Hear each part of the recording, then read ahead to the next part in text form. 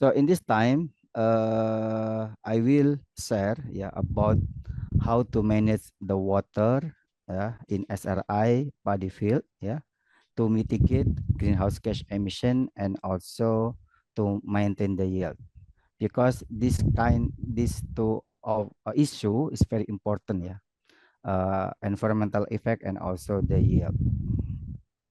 So in this time, this is my contents of material in this presentation. The first I want to share about how it's important, in introduction, the background why we do this topic, and the second one maybe just to overview or to ask about SRI. I think almost everybody attend here maybe know well about SRI, but I will introduce one more about SRI, and then I will share about the advantage SRI based on the empirical data, and then will focus on greenhouse gas emission based on our experience and also based on the our colleagues experience that already published in the scientific journal or scientific publication. And the last one, we will share about our experiment, at least 3 years experiment of greenhouse gas emission in SRI. And the last one, as closing remarks. So let me start about introduction. Maybe, as we know that the agricultural system, has been influenced by regional climate change, particularly its water resources. So climate change make water resources become scarce, and also the climate change have some negative impact on the climate change, such as for the crop failure and the degradation of agricultural land resources, and also increasing drainage frequency, area and intensity, and then increasing the threat of pests and disease.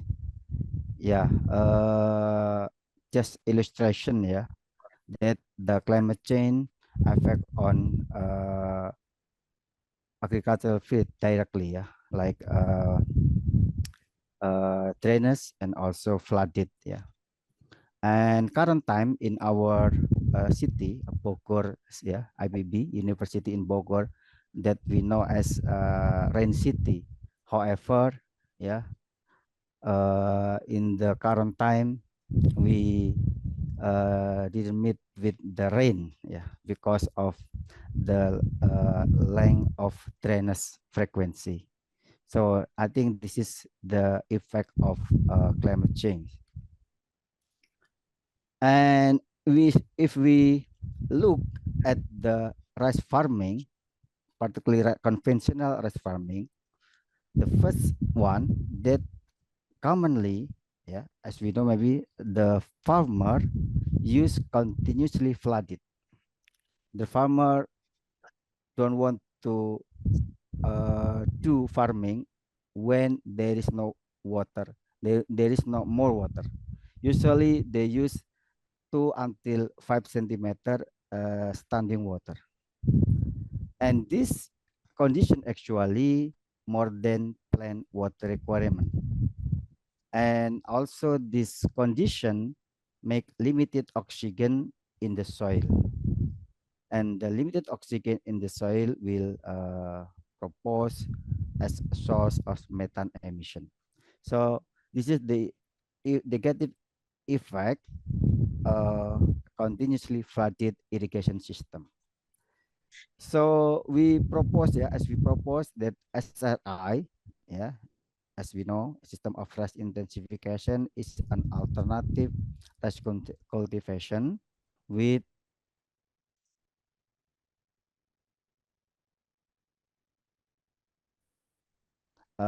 more speed, with by changing management of soil, plant, water, and also nutrition. Yeah, this is maybe this is the picture. Yeah, comparison between SRI in the field. Yeah, and also the conventional practices.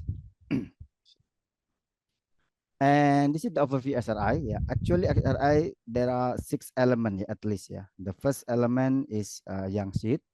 Usually we use 7 to 14 days of seedling. Yeah, when 2 or 3 leaves coming. Yeah, like this one. And then we use single transplanting and also weather spacing. Yes, commonly 30 time to 30 time centimeter for spacing. And then because we use young seed, we should transplant quickly and carefully. You can see here that is transplanting of SRI and use wider spacing. And the fourth one is apply intermittent irrigation. Yeah, instead of continuously flooded. Yeah, you can see here in Indonesia we call this condition as like a macak-macak. Yeah, that saturated condition, sometimes dry condition. Consequently, the weed growing faster, so we need to regular weeding. Usually we use a rotary weeder like this one. Yeah. Oh. And also the last element, usually we recommend to apply compost as much as possible as biofertilizer or biopesticide. In Indonesia, we call it MOL. Yeah. MOL is IMO, yeah, indigenous microorganism. So we recommend the farmer to make this compost by themselves by utilize some water, some resource, yeah, around us, yeah, like this one. Yeah, we can make a compost by ourselves. And this is the overview of SRI. Yeah, maybe you can find this map in the website of Cornell, yeah, Cornell University. That may be more than 30, I'm sorry, 60, yeah, more than 60 countries already adopt SRI. Yeah, yeah, of course, including Indonesia. See here, Indonesia, that the national policy support, yeah, and SRI family established in multiple region. And from Pak Doni, I heard that the number of farmer, yeah, that already uh, adopt SRI is more around 3 million, ya Pak Doni, ya, in Indonesia. Uh, so SRI is not something new, I think, in Indonesia. So it's already apply. But for the number of area, yeah, I have no information more update about the total area. Maybe Pak Doni will inform later on. And actually, SRI Indonesia since started in 1999, yeah, uh, started in West Java, actually in Sukamandi, in Rice Research Institute, yeah, and then in 2000, it was modified. SRI modified through SLPTT is a kind of program by Minister of Agriculture in Indonesia, and also it continuously proceed with the new uh, program in 2002 and many various program. And now, yeah, currently we have Indo Sri Network, yeah, leader by Pak Doni. So you can find the SRI information in detail maybe in this website, yeah. And some of appendix SRI that we can find based on the empirical data in Indonesia. Of course, as SRI can increase land productivity. This is some data that we get from the scientific publication. The result from Sato from Japan, that Nippon Kue, from he, they include the program include more farmer here, or more than 12,000 farmer include the program with the area more than 9,000 hectare. And we can see here that SRI compared to with non-SRI, SRI can increase the yield up to 78%. Yeah, the average, yeah, from 4.27 to be 7.60. And also some data from West Java, yeah, it also increased the yield, yeah, up to 41%, yeah, from 5.3 to be 7.5 ton per hectare. And also in East Java, yeah, we found that SRI can increase up to 48%. Yeah, the average of SRI is 7.23, and also in the Central Java, yeah, it increased only 10%. Yeah, but yeah, it's already in the Central Java, the average yield is already high enough, I think. So it only increased 10%, yeah, from 8.62 to be 9.51. So this is the some, yeah, picture SRI in Indonesia. And also, yeah, as we mentioned and previous mentioned that SRI adopt intermittent irrigation, it can save more irrigation water.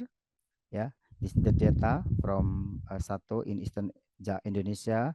It can save up to 40% irrigation water, and in West Java, it can save up to 26%, and in Central Java up to 9%.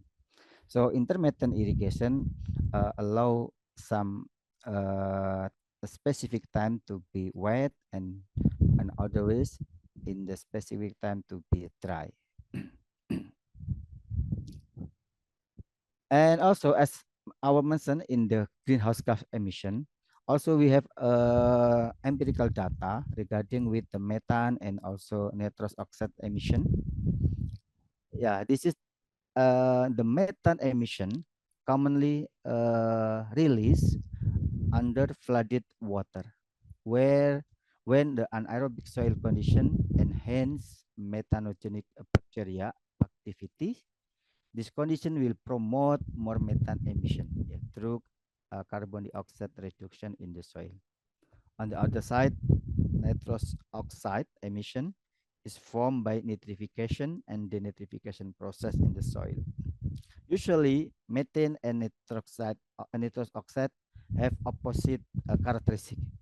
When methane become increase sometime, but nitrous oxide become lower. So we use a global warming potential to uh, quantify, yeah, the global warming potential. This formula, we use this formula to determine uh, the global warming potential, yeah, including methane and also nitrous oxide, and also carbon dioxide. But usually we just mention about methane and nitrous oxide. And this is some data of greenhouse gas emission in Indonesia. This is in West Java. You can see here, this is the conventional, that means a flooded system. This is compared to SRI. In the SRI, they have been tried for 6 plot. Yeah, you can see here that the methane emission under continuous flooded under conventional rice farming has higher emission, yeah, of methane. Yeah, you can see here about the 189.3, yeah, kg per hectare per season. And for the SRI is lower, yeah, only 118.4 kg per hectare per season. However, for nitrous oxide, conventional has lower than SRI, and for the carbon dioxide is, I think, the the effort of SRN coefficient is comparable. When we calculate the global warming potential, SRI still lower than continuous flooded irrigation. Yeah, even yeah, it's not significant different. Yeah, in this case. This is the empirical data from West Java, and this is in South Kalimantan. Yeah, actually this is not SRI, but this is focusing on intermittent irrigation. You can see here that under intermittent irrigation with different rice variety, yeah, uh, use local and also hybrid. You can see here this is for the methane emission under flooded and also intermittent. We can see here that flooded condition has more methane emission compared to the intermittent. And for the on other hand, for the nitrous oxide of intermittent has yeah sometimes has lower but sometimes has higher. So yeah, it's very dynamic. But maybe we can see for the global warming potential data. You can see here that overall intermittent has a lower global warming potential compared to the flooded system. Yeah, sometimes yeah it's very significant, but sometimes it's comparable. Yeah. And this is the data from East Java. Yeah, we can see here also flooding and also the intermittent. The comparison we can see here that under flooded, the methane has higher uh, methane emission compared to the intermittent. Yeah, maybe yeah, almost half. Yeah, flooded has higher methane emission. However, flooded has lower nitrous dioxide emission uh, compared to the intermittent one. And for the global warming potential, you can see here that the intermittent irrigation has lower global warming potential compared to the flooding system. Yeah, it's around maybe uh, 50% lower than the flooded system. And this is our experiment. Yeah, we we did this experiment during 3 years experiment, but in the lab scale. We want to determine the effective water management practices in SRI. Of course, first to mitigate greenhouse gases, but also to maintain rice. So we did 3 experiment in 2016, 2017, and 2018. The total day in each season is 112. Yeah. So this is the it planting and also harvesting time. And during Arif, sorry, yes, yeah, you have 10 more and minutes. okay, no problem. So and this is the scenario of water management.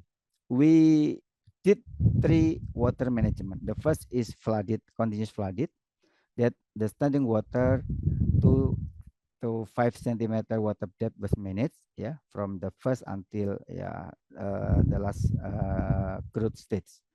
And the second one is wet.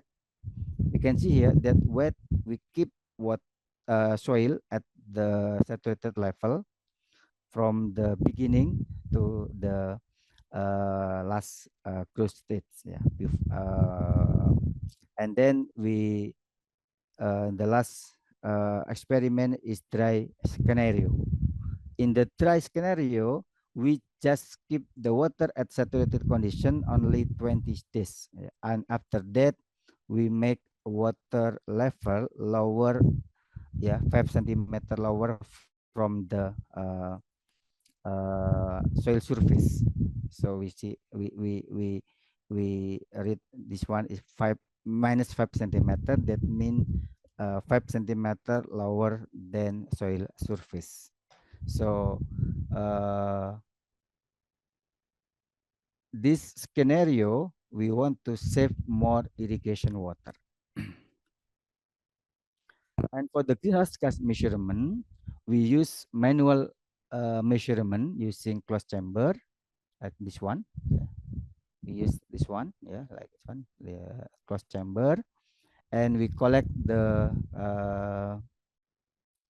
gas sampling every 7 days, a week, weekly, and each day we collect every 10 minutes, and then we bring the sample to the lab to analyze with the gas chromatograph, and then we calculate the flux using this formula actually, and then we integrate, we make accumulation of greenhouse gas using the Samson rule, yeah, to integrate the total emission.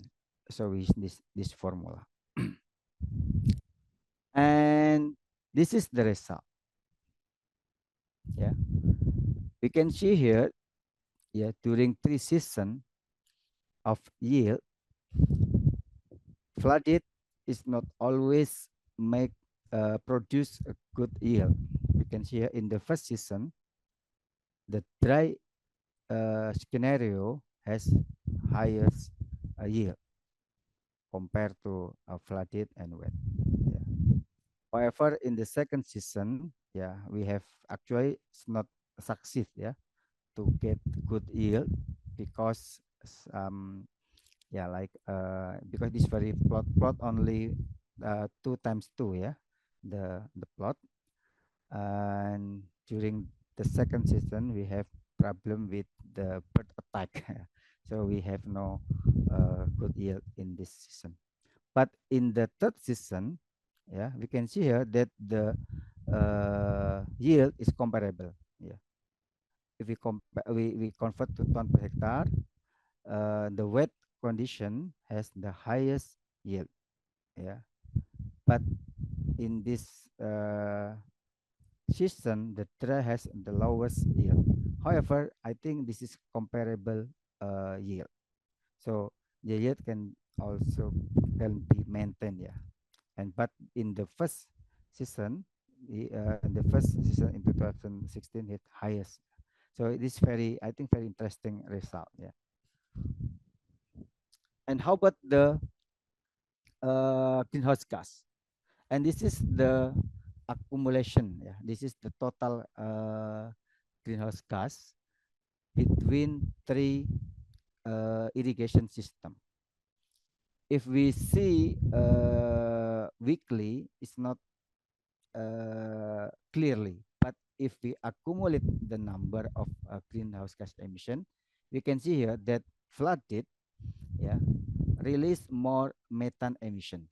We can see here the total methane emission uh, during 3 seasons, yeah, from, yeah, we can see here 152 until 284 kg, yeah, per hectare per season. And then the wet scenario, wet regime produce, yeah, moderate methane, yeah, is around 122 to 145, yeah, kg per hectare per season. And the dry scenario has the lowest methane emission. Yeah, is only 17.4 and 5 until 100.7 kg per hectare per season. And on other hand, yeah, for nitrous oxide, we can see here that the flooded has lowest nitrous oxide emission. Yeah, and for the wet, you can see here, and dry in the first season is the comparable accumulation of nitrous oxide emission. And the second season, wet has highest nitrous oxide emission compared with others irrigation regime. However, in the last season, in the 2018, dry has highest nitrous oxide emission. And for the global warming potential, we calculate with the previous formula that dry has lowest global warming potential compared to others. You can see here that dry has lowest compared to wet and also for flooded in all season. Yeah, we can see here. Yeah. So I think this scenario for dry irrigation regime, yeah, is optimum irrigation. Yeah, it can maintain the yield and also it can mitigate greenhouse gas emission. And of course, it also can save more irrigation water.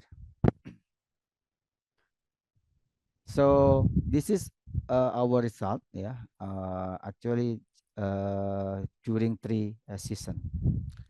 And for the closing remark, yeah, based on our experiment, that system of rice intensification is an alternative rice farming to mitigate greenhouse gas emission. Yeah, in from paddy field.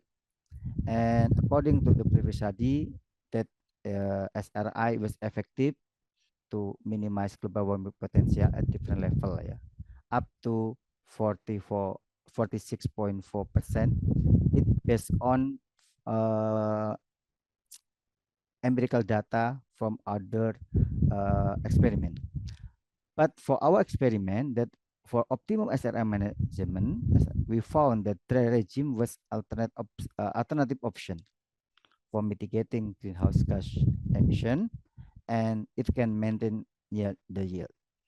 This regime release greenhouse gas emission lowest, yeah, or this regime has a lowest global warming potential compared to the other regime.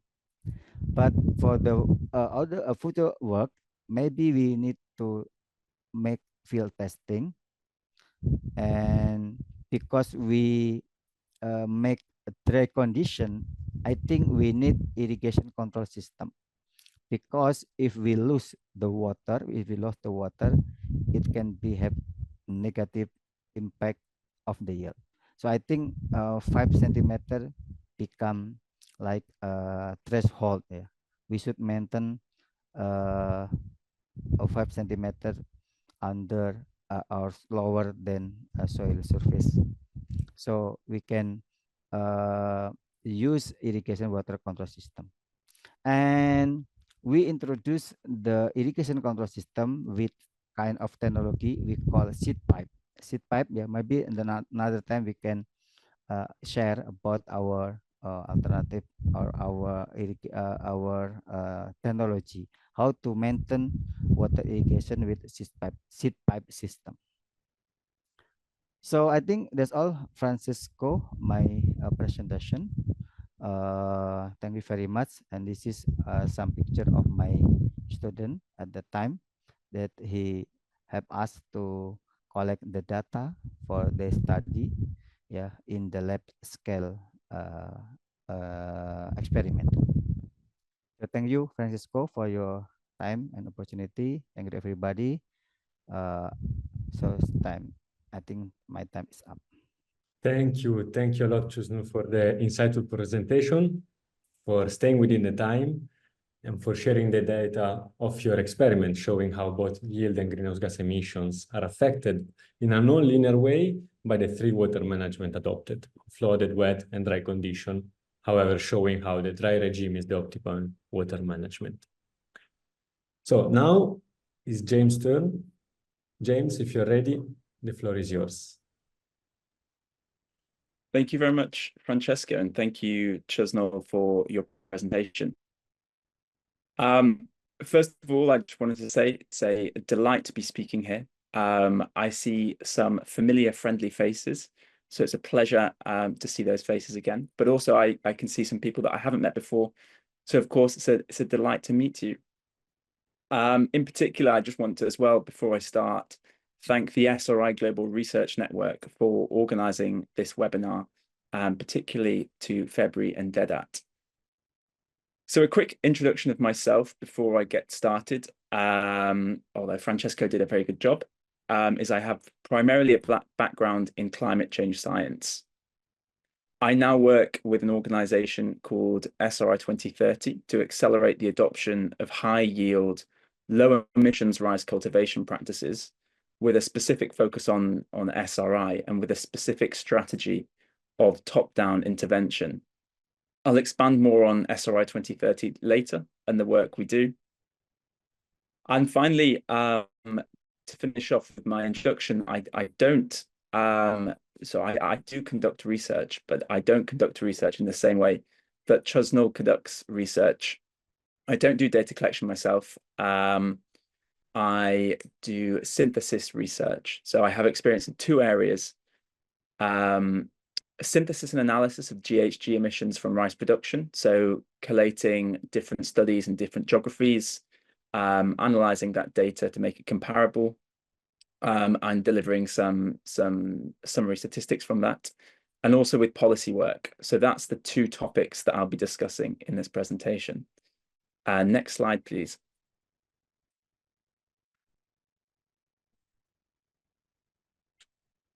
Could I have the next slide?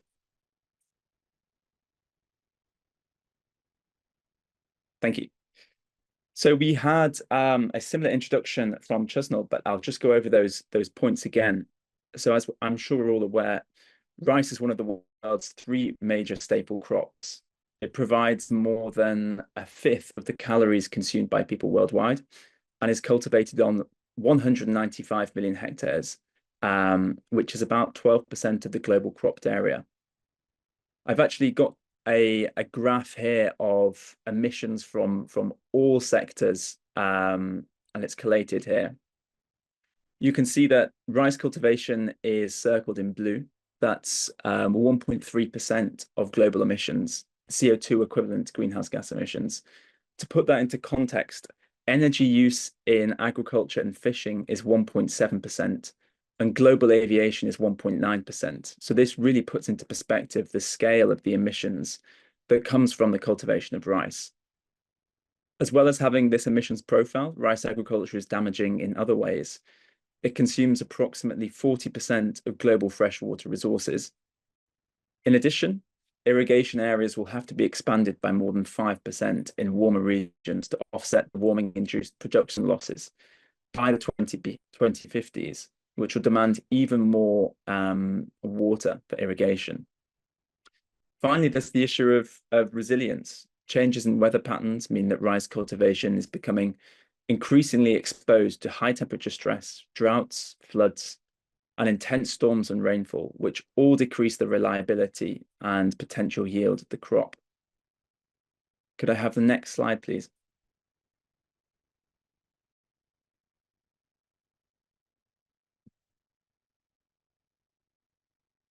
Thank you. So rice has a climate problem. Thanks. Rice has a climate problem, but it also has a production problem, particularly with rice self-sufficiency. Asian rice-producing countries produce 90% of rice globally and are net exporters. Yet sub-Saharan Africa has a problem with rice self-sufficiency, which I've highlighted here. This is a graph of sub-Saharan rice production, average yields across the whole of sub-Sahara from 2000 to 2022. You can see the world average in green, which ranges from about 4 tons per hectare in 2020 to about 4.6, 4.7 tons per hectare in 2022.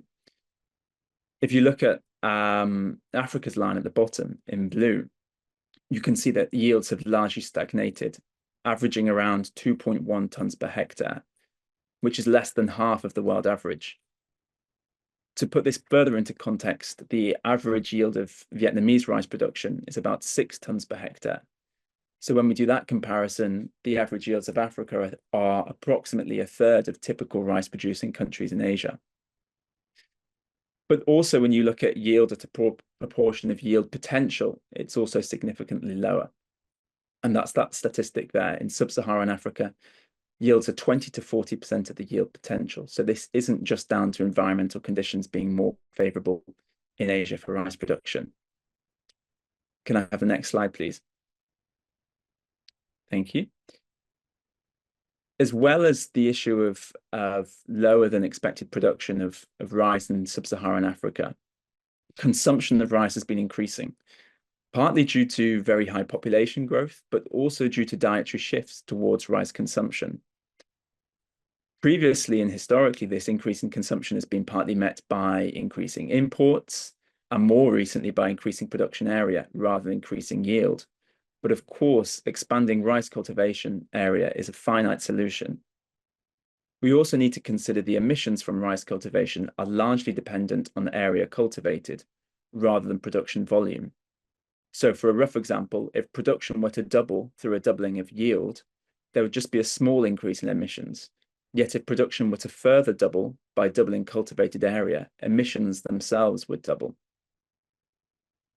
Despite these production increases that we can see here, sub-Saharan Africa still has a rice trade deficit of $7 billion per year, which presents a valuable economic opportunity to governments of rice-producing countries.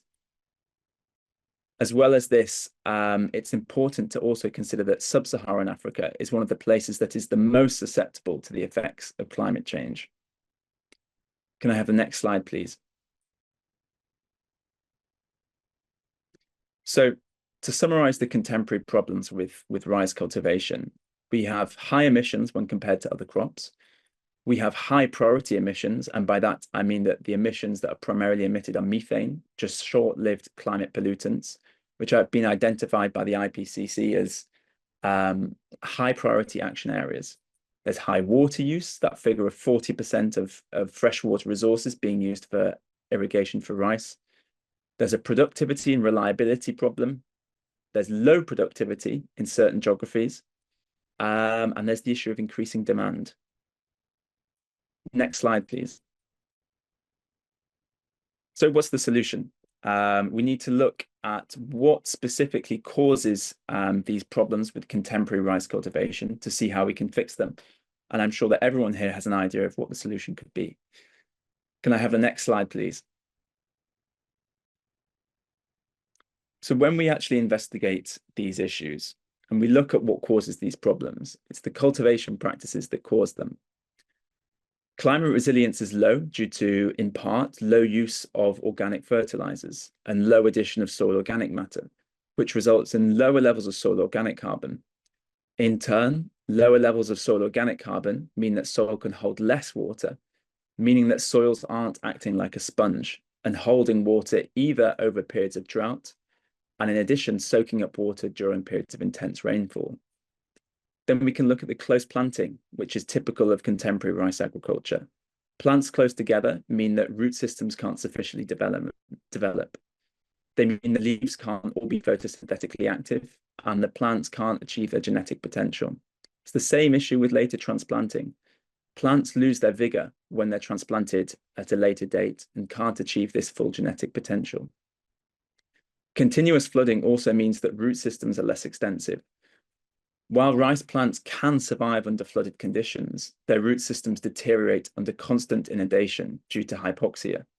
This can lead to lodging and means that plants without full root systems are not achieving their genetic potential again. So these are the issues that we need to address. Next slide, please. So when we have a closer look at emissions from rice, we can see how they're caused. The key issue here is methanogenesis. This is the key process which occurs in continuously flooded rice fields, where anaerobic conditions, due to the constant inundation of water, promote the activity of archaea, leading to methane production, which is an end product of respiration by these archaea. AWD is a potential solution to this, as it lowers the water level throughout the growing period, drying the soils so that the soils are aerobic for certain periods of time. After these periods of drying, when the fields are reflooded, the methanogen activity and population takes a while to build back up and start producing methane emissions in significant quantities again, which means that even just introducing one drying period into the rice growing season can dramatically decrease methane production, although multiple dry periods are the most effective. A flip side of this is that these drier periods increase nitrous oxide emissions. So when we have the wet periods, methane emissions are high. When we have the dry periods, nitrous oxide emissions are high. Nitrous oxide emissions are also influenced by the overapplication of chemical fertilizers. But when you take into account the high methane emissions or the high nitrous oxide emissions, it's the methane emissions which are producing the highest global warming potential effect. Can I have the next slide, please? So apologies for the small text here, but it's a very large table. So together with a colleague, I investigated the effects of AWD, alternate wetting and drying, on CO2 equivalent GHG emissions with my colleague Adam Parr. So this took account methane emissions and nitrous oxide emissions and used global warming potential factors to equate the data. We performed a systematic review from all qualifying published research, which returned 41 articles. And we then reprocessed this raw data to ensure it was consistent and reliable.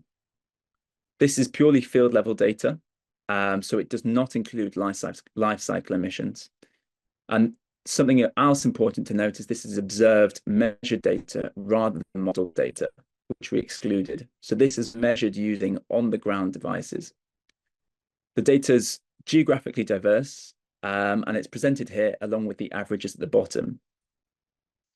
And you can see that the implementation of AWD significantly reduces CO2 equivalent emissions on a per hectare and per hectare basis, per hectare and per kilo of rice produced basis.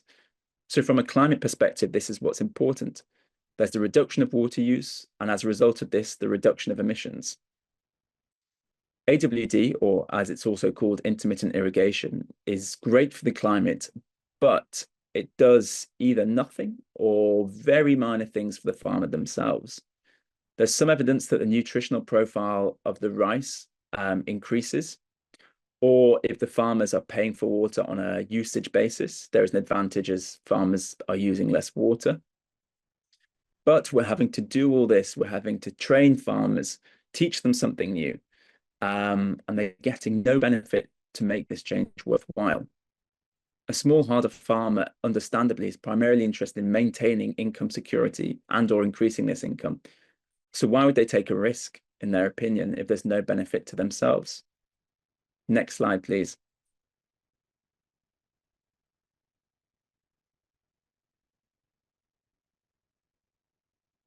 Dedat, if I could have the next slide.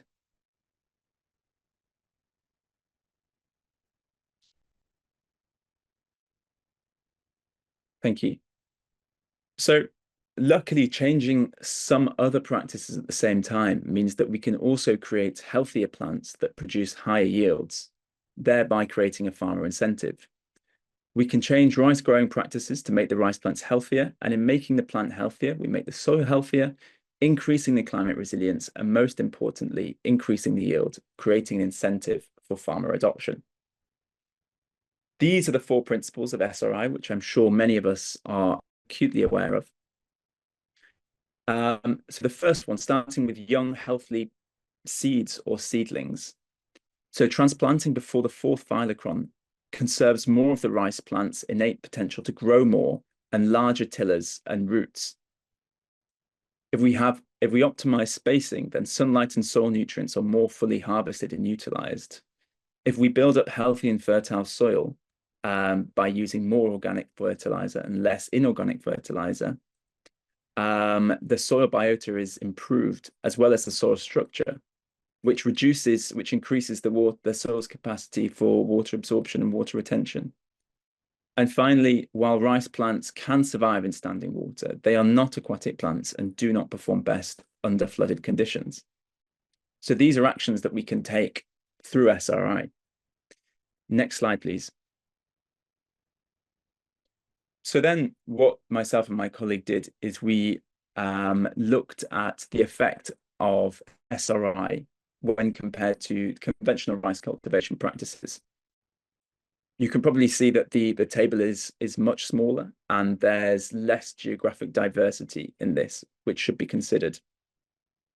Most of the research that's conducted on SRI is primarily focused on yield increases rather than the reduction in GHG emissions. However, as SRI uses AWD, it's sensible to assume that similar GHG reductions are present as to those studies that just investigate AWD. Nevertheless, here is the data that I collected and reprocessed for SRI when compared to conventional methods. You can see that SRI produces a significant reduction in CO2 equivalent emissions, and most importantly, it produces a significant increase in yield, which is further demonstrated by the other studies which focus solely on yield. This provides the farmer incentive.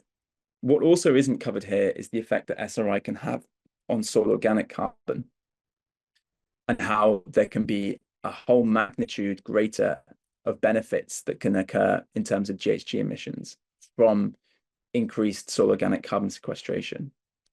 These SRI practices can be conducted with lower yielding heirloom varieties to reach comparable yields to high yielding varieties which are non or semi-aromatic that use traditional growing practices. This ensures that farmers can achieve higher yields while still having a market. Next slide, please.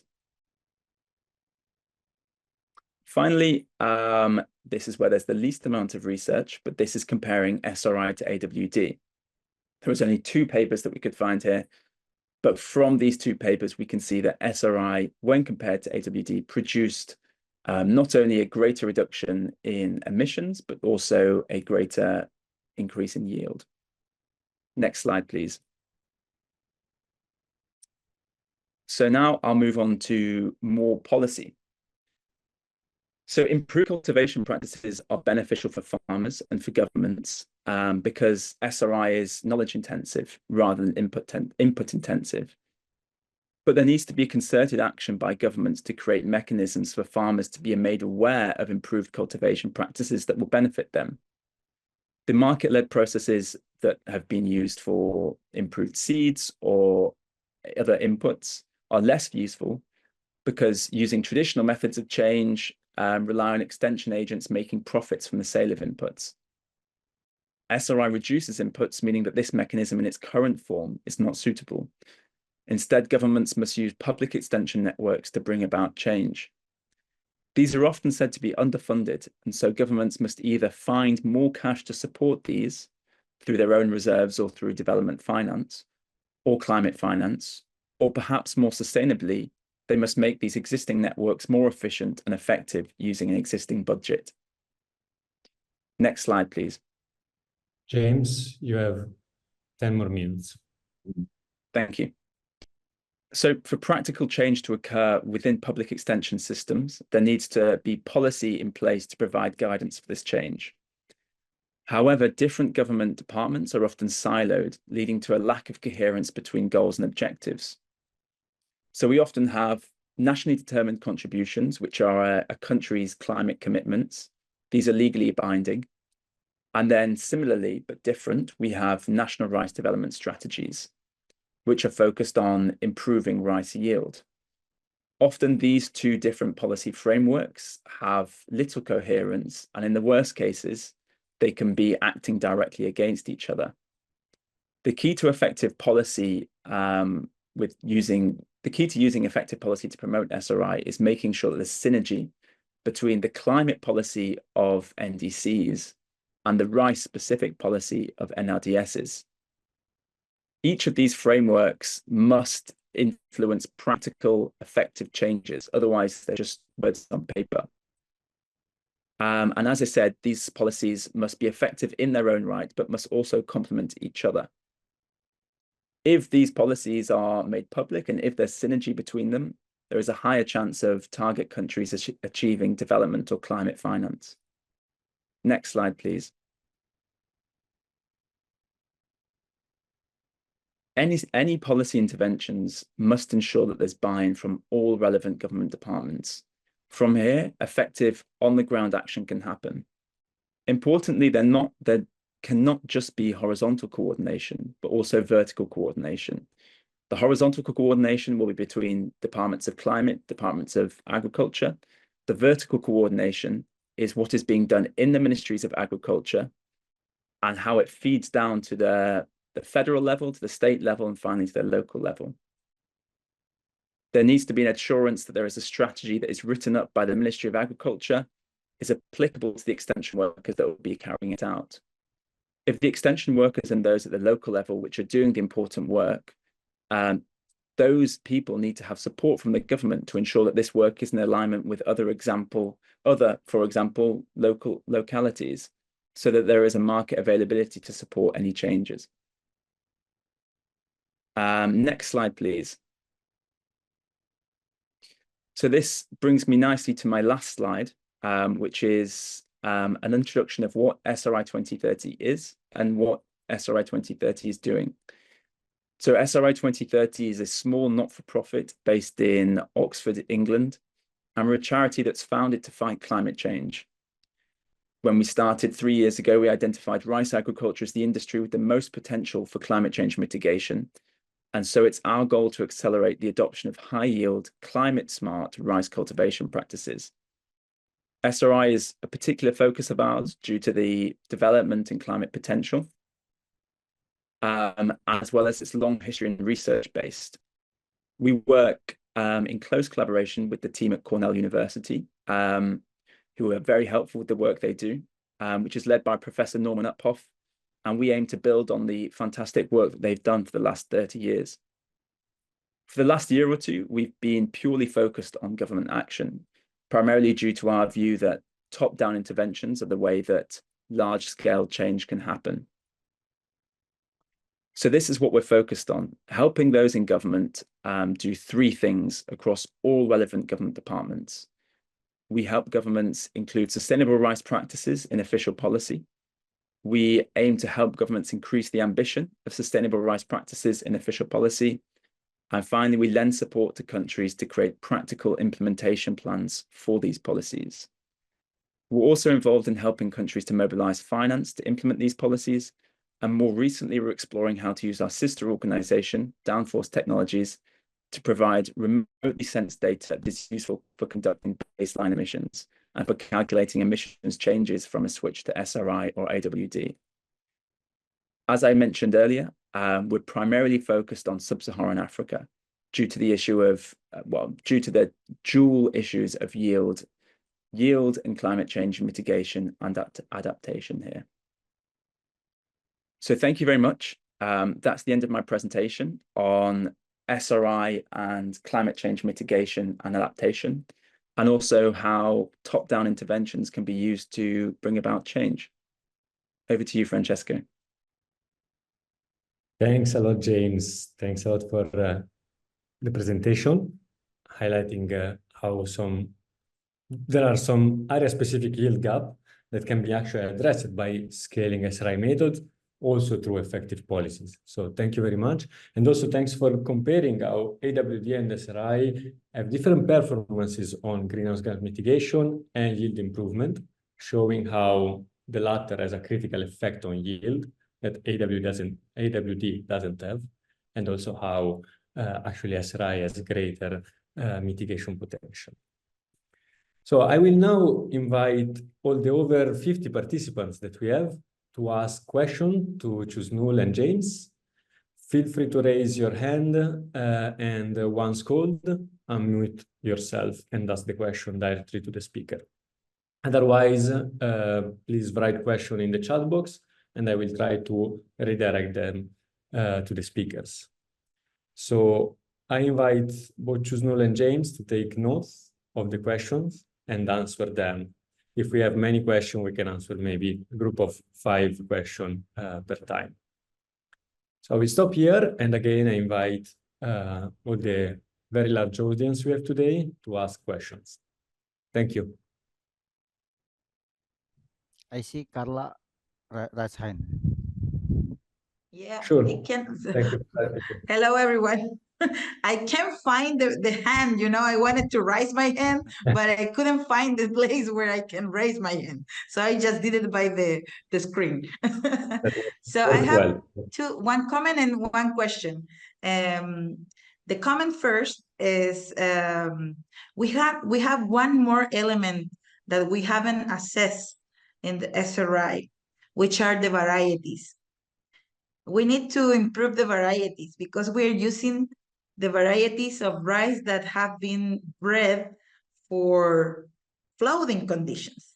So it must be very interesting if we can get together and also work in the aerobic rice varieties, or even in these adapted varieties that has less aerenchema, so they can emit less methane. So just to keep in mind that point, and maybe we can work together for that point too, to add more power to the SRI practices.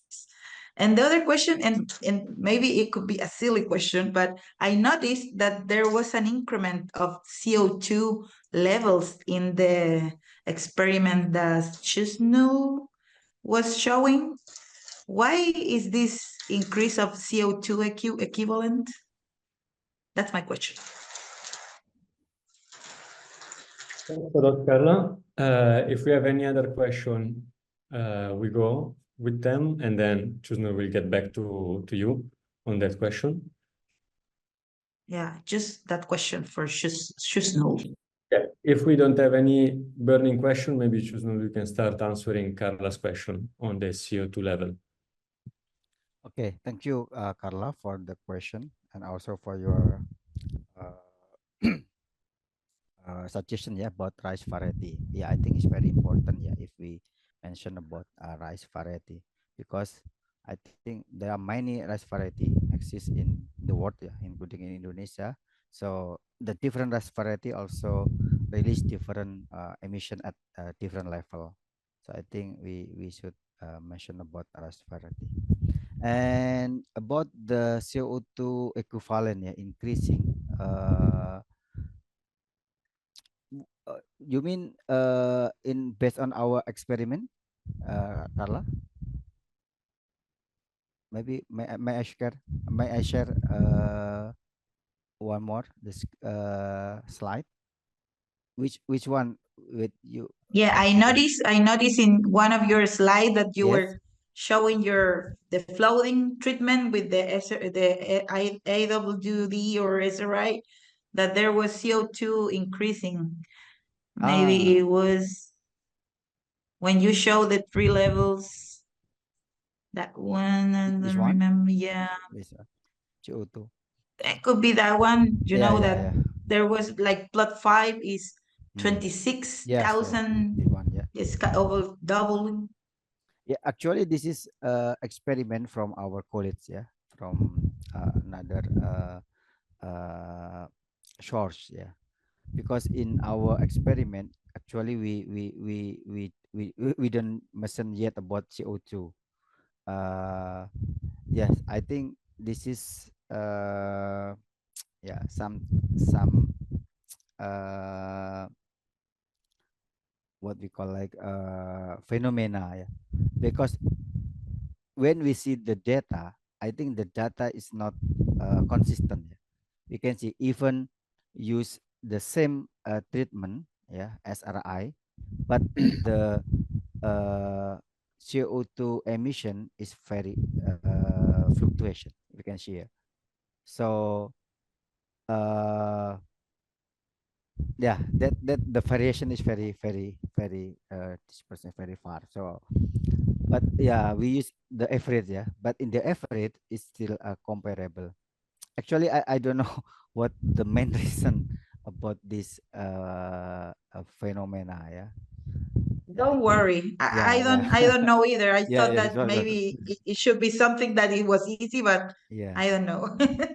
But I understand. I understand your explanation, the Okay. variability. Well, I would like to add that at plot level, you can get, you know, aberrant numbers. You know, it may be conditions, it may be real changes, but it can also be measurement problems. So that's why we do lots of plots and do averages, because sometimes the individual bits of data are not that reliable or valid.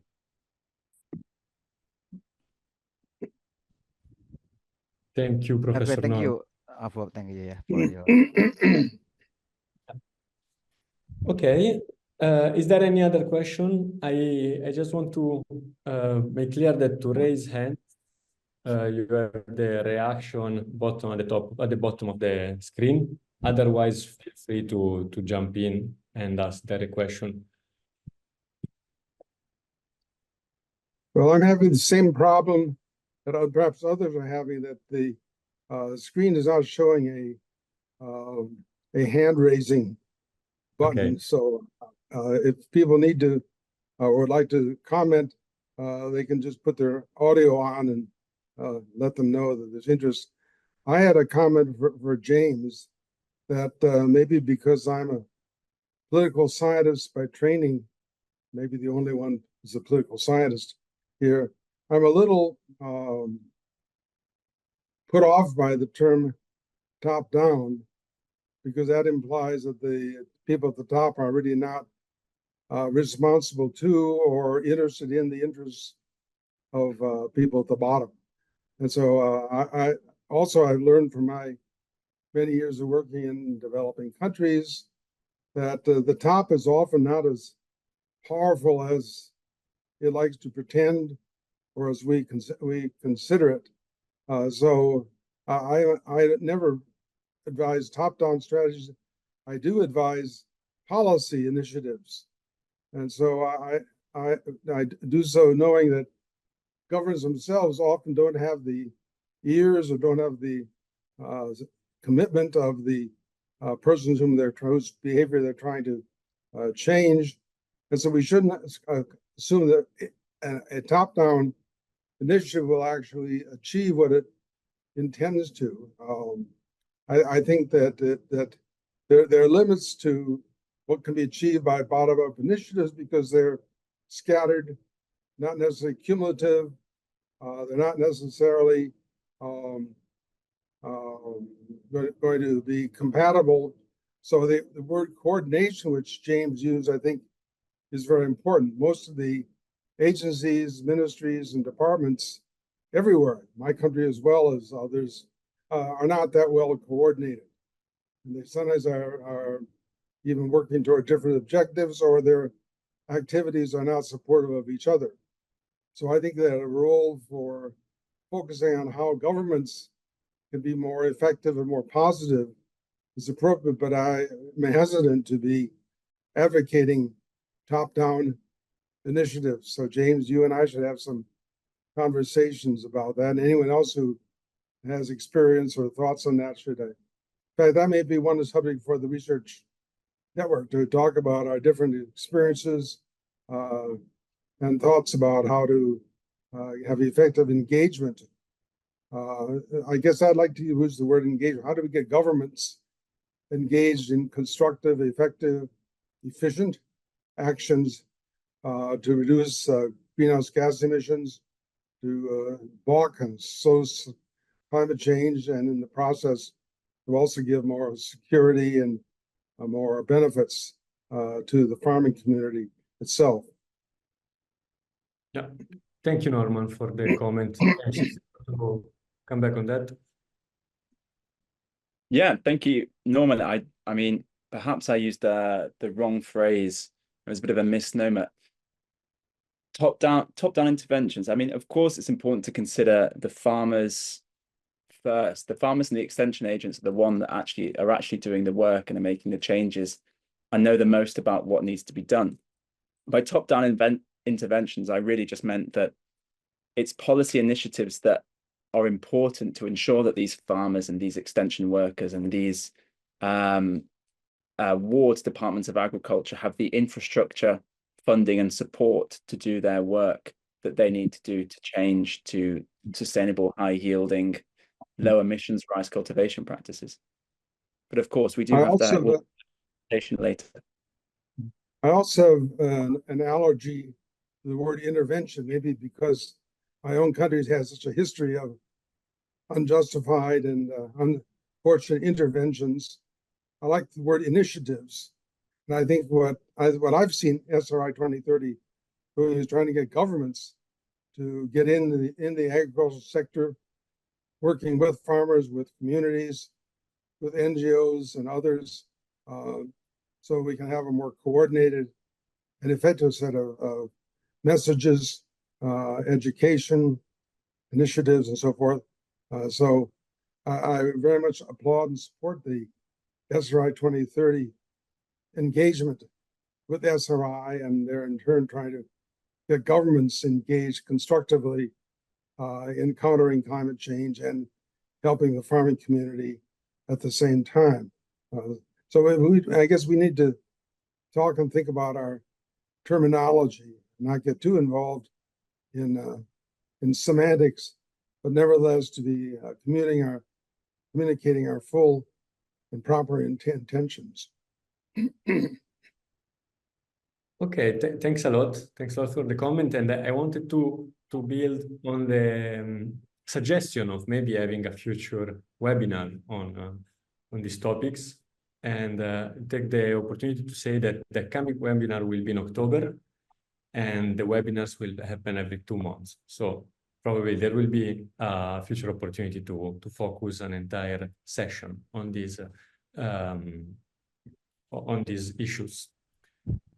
I also wanted to mention that over the chat has been requested if it's possible to share the presentation, and I see that Chusnul already shared this. So James, if you would like to share your presentation over the chat or later on, that would be great.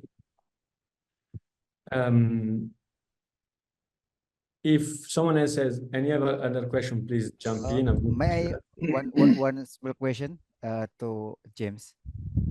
Sure. I'm speaker, but about the target of SRI 2030 that want to the target is 50 million hectare, right, of SRI rice. How what the strategy to achieve the target? Maybe you can introduce us how the strategy of SRI 2030 to get the target. Yeah, of course. I mean, 50 million hectares by 2030. I mean, it's a huge number, but we only make real change by having goals for ourselves. The primary strategy for SRI 2030 reaching that number is to make sure that rather than going on a project by project basis and changing 10,000 or 50,000 hectares at a time, that's that imperative for change that comes down from these governmental institutions, these large-scale institutions. So part of that is piggybacking on these big projects which are already happening by large development banks and retrofitting SRI into these projects which are already in place and already ongoing. But rather than focusing just on AWD, for example, they focus on SRI. The other strategy is to go to governments, and this is really what we're focusing on mainly at the moment, and show them that SRI is a solution to their different issues. It's a solution to their climate commitments, which they're legally obliged to make progress to. It's a solution to their food security issues, which are coming increasingly large in sub-Saharan Africa. And to say that it's a solution that tackles these problems at the same time. It doesn't just tackle one problem or two. It's 3 problems at the same time through one relatively low-cost intervention. So that's what I really meant when I said that SRI 2030 is working through top-down interventions. It's working to create this incentive from these big organizations, whether they're multinationals or governments, so that SRI can trickle down to those extension agents or those farmers or those farmer cooperatives to make change themselves. Thank you. Thanks, James. I hope this answers Chusnul's question. I see there is a question on the chat box from Olivia, which is, I'm going to read it. To what extent can this network become a tool to identify new topics of research, like Carla mentioned, regarding varieties and SRI, or to canvas members about the importance of certain subjects like gender in SRI and rice production? So this is, I see, is a question on the SRI Global Network rather than on the 2 presentations. So maybe I can invite Febridoni to try to answer this question.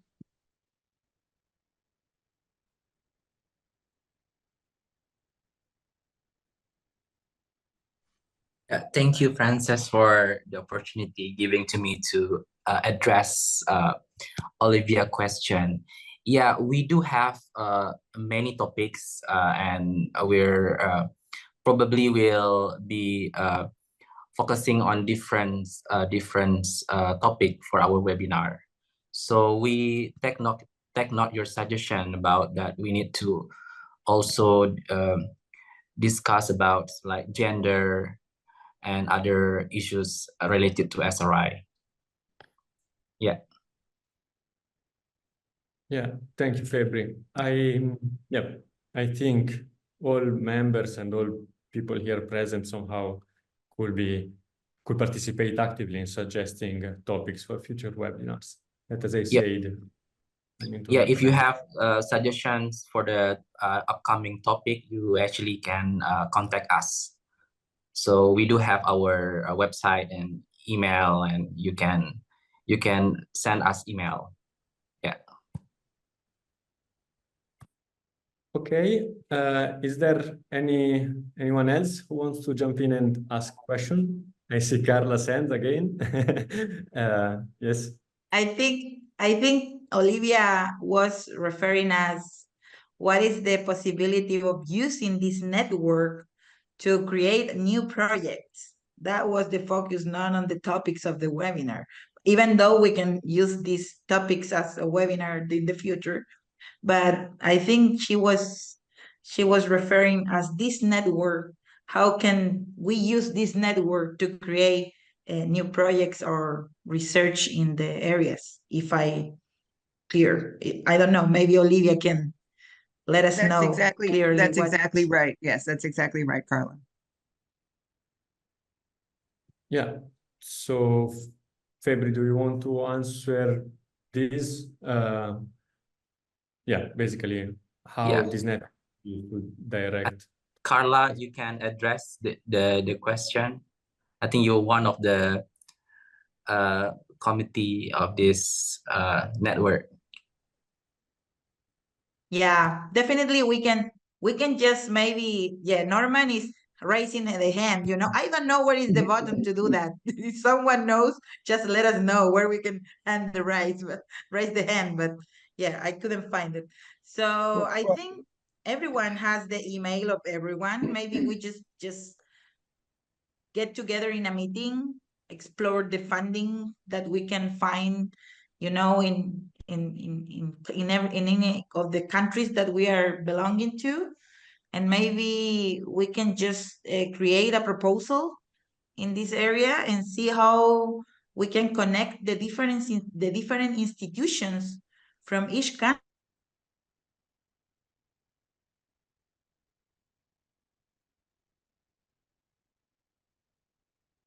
I think Carla froze, unless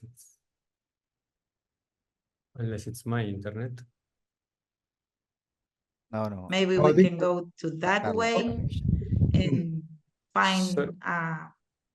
Yeah, Carla, we lost you for a few seconds, but I think the message is quite. Yeah, I'm sorry for that, but I think the message is quite clear. And I think that today we had an example of, you know, actually you suggesting a topic for future research. And here, as I said, we have more than 50 participants. So everyone, I think that everyone can access everyone's emails. So of course, then for, you know, concretized steps for coordinated research between the various institutions, that's something that can be done, and people can bring the conversation forward.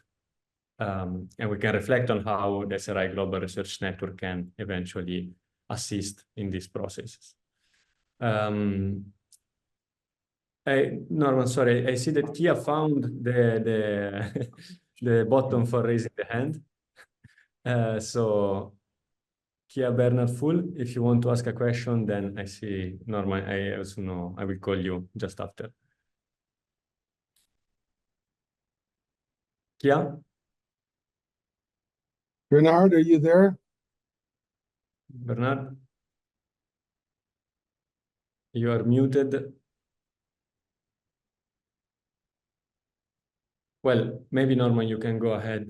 And I was just going to follow up on the suggestion that Carla made and February responded to. Next month, that's September, we're very fortunate that February has been able to get his university provided with a short study leave to come and visit us here at Tree Rice in Cornell. And one of the things we have on our agenda is to sit down, Lucy, Olivia, February, myself, to think about what kind of a research agenda could be put up to the network here. Several times in the past, I've put together research agendas. They get to be fairly long, 30, 40 subjects, some of them very suitable for masters or PhD students to do, some for NGOs or extension programs.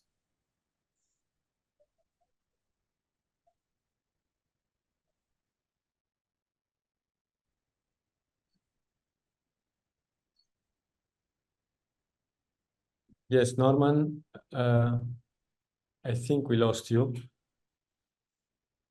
But yes, it's great to know. Yeah, now you're back with the voice. I can't see I'm you, back. but Thank you. The suggestion is that in a month or so, we hope to be able to have a draft research agenda with the various topics where we know there are knowledge gaps, where there are holes in our knowledge that could be filled by research, either academic or by citizen science.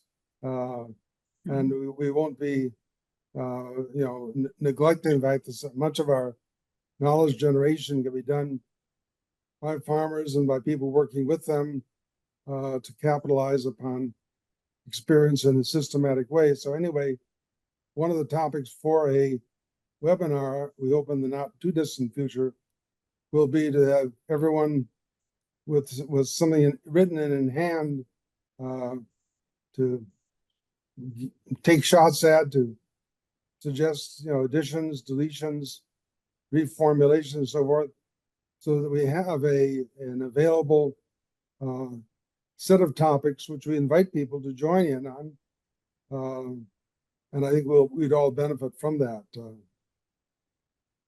Norman, why couldn't we have people already prior to that meeting in September when February comes, where people can already just be sending in things that are of interest to them or that they're working on, where they would like more support, or just getting some feedback ahead of time.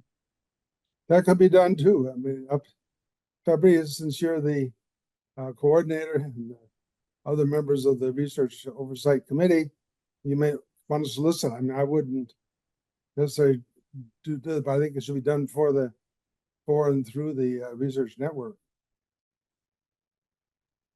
Usually, I think, and this goes to the previous idea, these kind of webinars or Zoom discussions are more productive if people can have had something in advance to read, to think about, come up with ideas for, rather than just you can do brainstorming via Zoom, but that often goes on in many tangents and directions.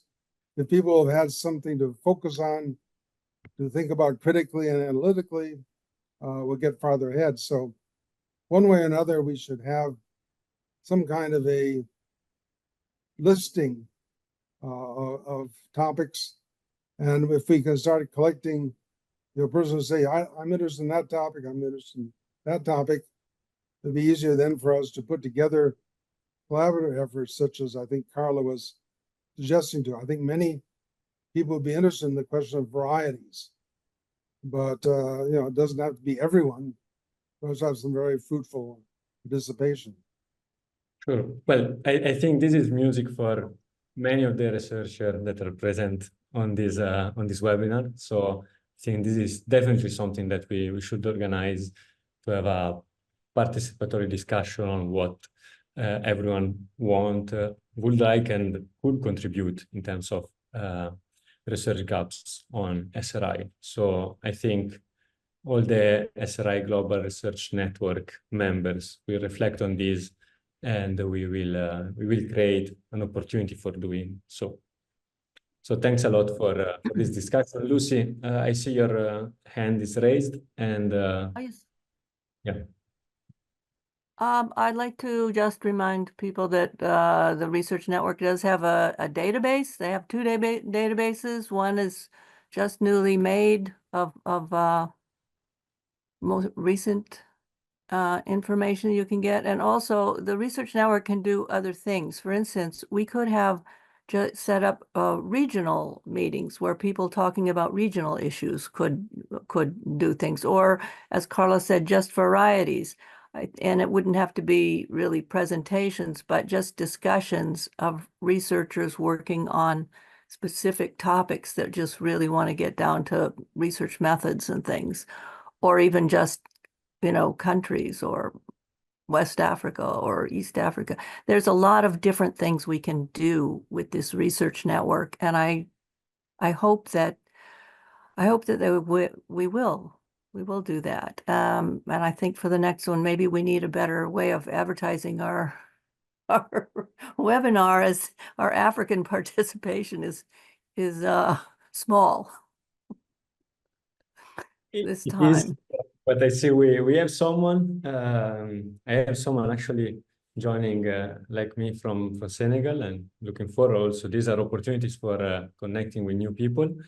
But yes, I am really glad to see that this is taking a very concrete turn. Of course, today was the first webinar for the SRI Global Research Network, so I think it's positive that we are also brainstorming on how to make this network as useful as possible for all the participants. And I'm sure that all the team members will work on that, and all the participants will be happy to be active and join the various initiatives. We have probably just time for one last comment or question, and then we will wrap up. And sorry, I just wanted to mention also that James shared these slides on the chat box. If we don't have any last questions, before thanking everyone, I just wanted to mention that I've been told that we want to take a group picture, if everyone agrees. So the host will now organize. So I invite all of those that want to figure in this picture to turn on your camera, and we will soon take a group picture for social purposes. Irfan, are you ready to take a photo? Irfan. Okay, okay, Dr. Febri. Yeah.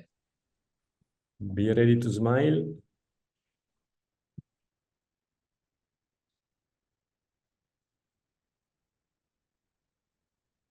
Okay, wait a second.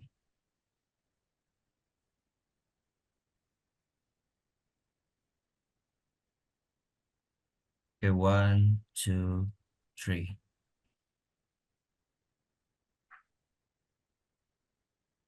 For the next one. Are you taking another one? Yeah, another one. Okay. Okay, 1, 2, 3. Okay. Okay. Before I should show everyone the T-shirt I have on this morning. It says, people.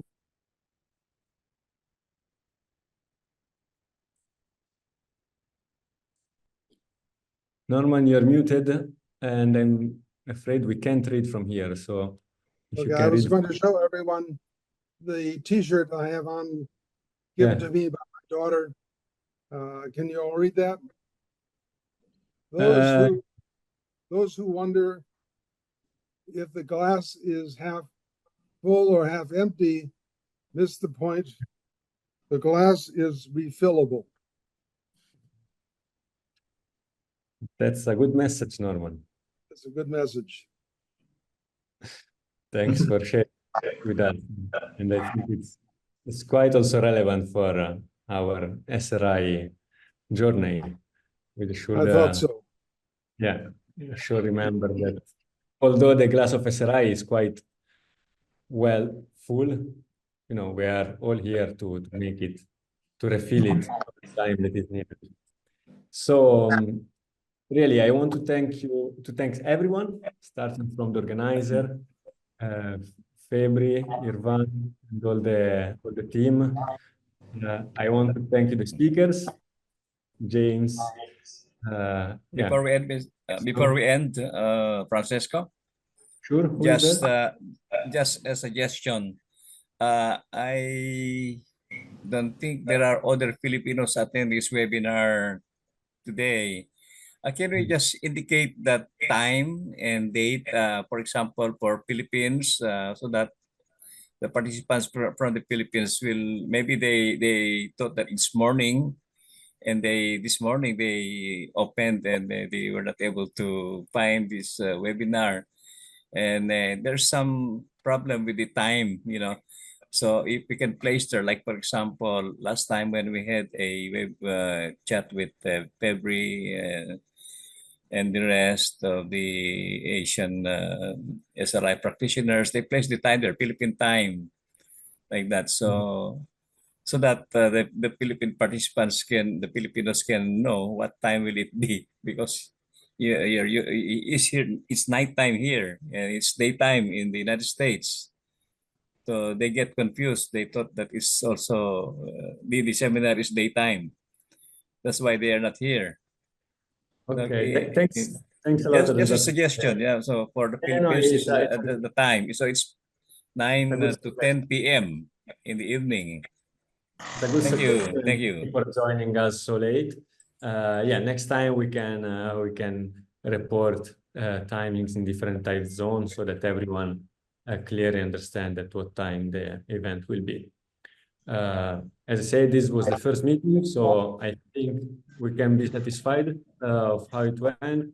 Again, I want to thank you, the speakers in particular, Chusnul and James, and all the participants. And I'm sure we will bring forward a conversation on concrete steps for coordinated research and more collaborative research among all the participants that were here today.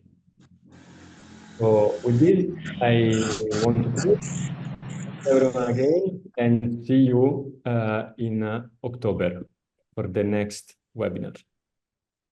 Thank you. Thank you, everybody. Bye. Bye. Thank you.